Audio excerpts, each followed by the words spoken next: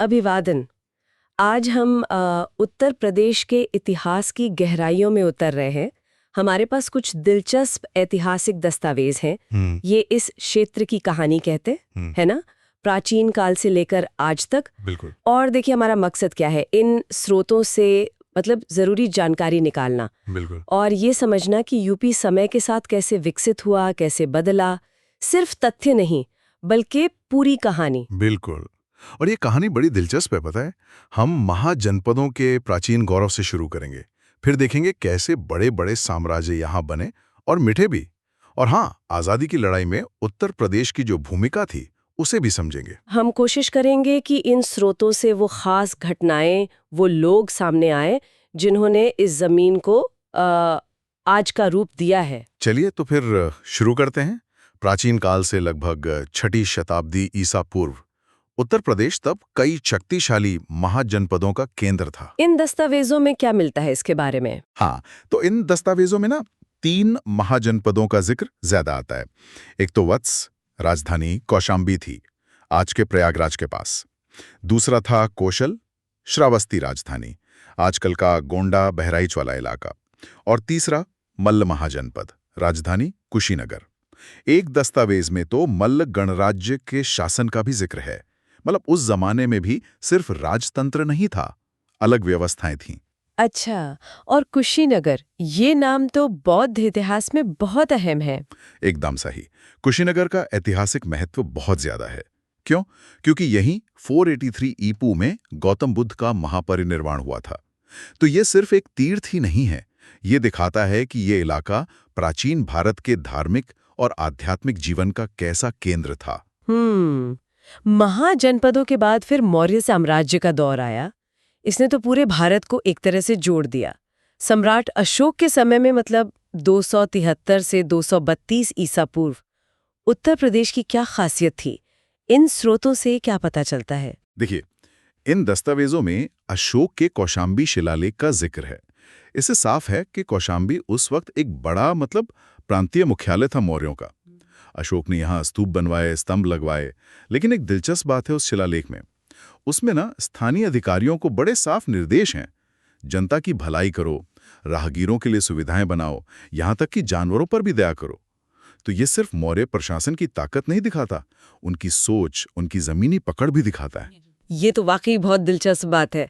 अच्छा, फिर आया गुप्त साम्राज्य, 319 से 550 ईस्वी। इसे तो भारत का स्वर्ण युग कहते हैं। क्या ये बात उत्तर प्रदेश के लिए भी सही है? अरे हाँ, गुप्तों के लिए तो उत्तर प्रदेश जैसे दिल था। उनकी एक राजधानी प्रयाग, आज का प्रयागराज, यही थी। दूसरी पाटलिपुत्र। नींव रखी चंद्रगुप्त प्रथम ने 319 से 335 ईस्वी पर। साम्राज्य को फैलाया और नाम दिया उनके बेटे समुद्रगुप्त ने 335 से 375 ईस्वी। समुद्रगुप्त और उनकी विजयों का जिक्र तो प्रयाग प्रशस्ति में मिलता है ना? इन स्रोतों में क्या खास है उसके बारे में? बिल्कुल। प्रयाग प्रशस्ति जो इलाहाबाद स्तंभ पर है, वो इन दस्तावेजों का अहम हिस्सा है। प्रशस्ति मतलब राजा की तारीफ में लिखा लेख। पर इसमें सिर्फ ये नहीं है कि उन्होंने कहां-कहां जीत हासिल की। एक स्रोत इसकी व्याख्या करते हुए बताता है कि इसमें अलग अलग राजाओं के प्रति समुद्रगुप्त की अलग अलग नीतियां थीं। किसी को हराया, किसी को अधीन किया, किसी का राज्य वापस दे दिया। मतलब वो सिर्फ एक योद्धा नहीं, एक चतुर शासक भी थे। समझी। और फिर चंद्रगुप्त द्वितीय विक्रमादित्य आए 375 से 415 ईस्वी। उनके समय में तो कला, साहित्य, विज्ञान ये सब और फला फूला। तो हाँ, गुप्त काल ने इस क्षेत्र की सांस्कृतिक पहचान बनाने में बड़ा रोल निभाया। अच्छा, तो प्राचीन काल में महाजनपद, मौर्य, गुप्त सबने अपनी छाप छोड़ी। अब थोड़ा आगे बढ़ते हैं मध्यकाल की तरफ। दिल्ली सल्तनत 1206 से 1526 ईस्वी, उस दौरान यहाँ क्या चल रहा था? हाँ, तो गुप्तों के बाद ना शक्ति के केंद्र बदलते रहे। मध्यकाल में दिल्ली सल्तनत के सुल्तानों के लिए ये इलाका, खासकर गंगा यमुना दोआब, बहुत अहम हो गया। सैनिक नजरिए से भी और पैसे के लिहाज से भी। कन्नौज शहर पर कब्जे के लिए तो बहुत खींचतान चलती थी। तो क्या सल्तनत के सुल्तानों ने यहाँ अपना दबदबा बनाने की कोशिश की? अरे बिल्कुल। इन दस्तावेजों में कुछ पुरानी फारसी तवारीख, मतलब इतिहास की किताबों के हवाले हैं। उनमें जिक्र है कि कैसे बलबन और अलाउद्दीन खिलजी जैसे सुल्तानों ने यहाँ के स्थानीय राजाओं, सरदारों को काबू में करने के लिए कई बार फौजें भेजी। एक तवारीख में तो कन्नौज के आसपास की जमीन की उपज, वहां के व्यापार का ऐसा जिक्र है कि समझ आता है कि दिल्ली के सुल्तान क्यों इस इलाके पर इतना ध्यान देते थे। ये सिर्फ फौजी अड्डा नहीं था, कमाई का बड़ा जरिया था। और फिर आया मुगल दौर 1526 से 1707 ईस्वी। इसने तो उत्तर प्रदेश के इतिहास और संस्कृति को बिल्कुल बदल ही दिया। यकीनन बाबर ने पानीपत जीता 1526 में, फिर दिल्ली, आगरा के साथ साथ कन्नौज और उत्तरी भारत के बड़े हिस्से पर कब्जा किया। लेकिन मुगल शान शौकत और संस्कृति का जो असली रंग चढ़ा वो अकबर के जमाने में चढ़ा, 1556 से 1605। और अकबर ने तो राजधानी भी यहीं बना ली थी, फतेहपुर सीकरी में, आगरा के पास। हाँ, ये एक बहुत बड़ा कदम था। फतेहपुर सीकरी को राजधानी बनाना अकबर की महत्वाकांक्षा दिखाता है। पर इन स्रोतों में कुछ पुराने खतों का जिक्र है। उनसे अंदाजा लगता है कि शायद पानी की कमी की समस्या वहां शुरू से ही थी, और शायद यही वजह थी कि बाद में राजधानी वापस आगरा लानी पड़ी। लेकिन आज भी फतेहपुर सीकरी की इमारतें देखिए, बुलंद दरवाजा है, वो मुगल वास्तुकला की ऊंचाई बयान करती हैं। अकबर के बाद भी आगरा और इलाहाबाद प्रयागराज मुगलों के लिए जरूरी बने रहे। बिल्कुल। जहांगीर, शाहजहां, औरंगजेब, इन सब के दौर में आगरा और इलाहाबाद बड़े प्रशासनिक और सांस्कृतिक केंद्र थे। और वास्तुकला की बात करें तो आगरा का किला है, और जाहिर है शाहजहां का बनवाया ताजमहल, ये सब उत्तर प्रदेश में मुगल काल की पहचान है। ताजमहल तो आज दुनिया के लिए भारत की पहचान बन गया है। इसी मुगल दौर के बीच में एक छोटा सा दौर शेरशाह सूरी का भी था, 1540 से 1545। उनका उत्तर प्रदेश से क्या रिश्ता था? हाँ, शेरशाह ने हुमायूं को हराया था और दिल्ली की गद्दी छीनी थी। उनका राज छोटा था पर काम बहुत बड़े किए। कन्नौज और दिल्ली उनकी राजधानियां रहीं। इन दस्तावेजों में शेरशाह के जमाने के कुछ जमीन के कागजात, रेवेन्यू रिकॉर्ड्स का हवाला है। उनसे पता चलता है कि जमीन नपवाने और लगान तय करने का उनका तरीका कितना सटीक था, कितना व्यवस्थित था। कहते हैं कि बाद में अकबर ने भी उनकी इसी व्यवस्था से काफी कुछ सीखा। और उनकी बनवाई सड़क, ग्रैंड ट्रंक रोड? हाँ, सड़क-ए-आज़म, जिसे बाद में अंग्रेजों ने ग्रैंड ट्रंक रोड कहा, उसका पुनर्निर्माण और विस्तार शेरशाह की बहुत बड़ी देन है।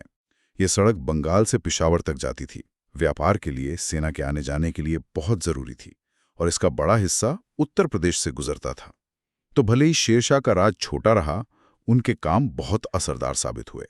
चलिए अब थोड़ा और आगे आते हैं आधुनिक काल की तरफ।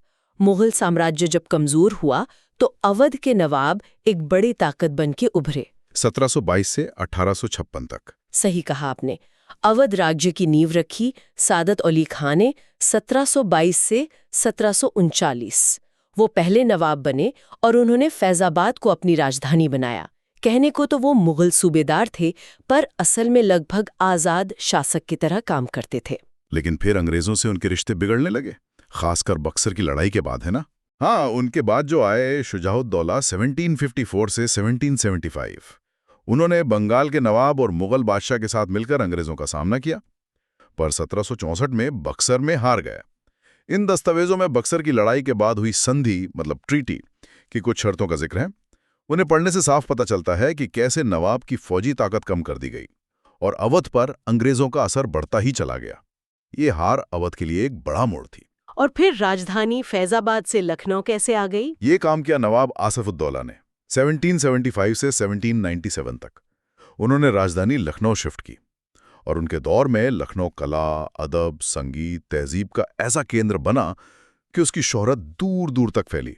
इन स्रोतों में नवाबों के दौर के कुछ खत हैं, कुछ हिसाब किताब के पर्चे हैं। उनसे उस जमाने की रईसी, शान शौकत और इमारतों जैसे लखनऊ का इमाम बाड़ा, उन पर होने वाले भारी खर्च का अंदाजा लगता है। लेकिन ये शान शौकत ज्यादा दिन नहीं चल पाई। अवध का अंत कैसे हुआ फिर? का इल्जाम लगाया, और 1856 में इसी बहाने अवध को सीधे अपने ब्रिटिश राज में मिला लिया। नवाब को बेचारे को कलकत्ता भेज दिया गया। इस कदम से न सिर्फ शाही परिवार बल्कि अवध के सिपाही, जमींदार, आम लोग सब में भयंकर गुस्सा भर गया। और शायद यही गुस्सा 1857 के गदर, या जिसे हम पहला स्वतंत्रता संग्राम कहते हैं, उसकी एक बड़ी वजह बना, जिसमें उत्तर प्रदेश की भूमिका तो केंद्रीय थी। बिल्कुल। अवध का विलय एनेक्सेशन 1857 के विद्रोह के सबसे बड़े राजनीतिक कारणों में से एक माना जाता है। और विद्रोह की चिंगारी भी तो 10 मई 1857 को मेरठ छावनी से ही भड़की थी, जो उस वक्त संयुक्त प्रांत यानी आज के उत्तर प्रदेश का हिस्सा था। फिर तो ये आग कानपुर, लखनऊ, झांसी, बरेली, इलाहाबाद, फैजाबाद कई शहरों में फैल गई।